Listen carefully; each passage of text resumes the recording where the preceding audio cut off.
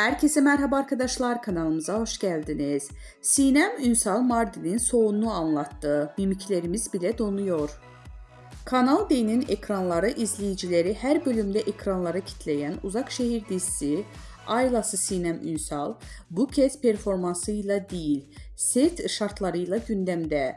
Çekimleri Mardin'de devam eden dizinin başarılı oyuncusu zaman zaman 11 dereceye kadar düşen soğuk havada çalışmanın ne kadar zorlayıcı olduğunu anlattı. Soğuk havanın yalnızca üşütmekle kalmadığını, doğrudan oyunculuğu bile etkilediğini söyleyen Ünsal, yaşadıkları zorluğu açık açık dile getirdi. Ünlü oyuncu sözleri setin adeten buz kestiğini gözler önüne serdi. Artık ağzımızı açmıyoruz, donuyoruz. Mimiklerimiz donuyor, ellerimiz donuyor. Gerçekten oyun halindeyken bazen aniden refleks vermez haline geliyoruz.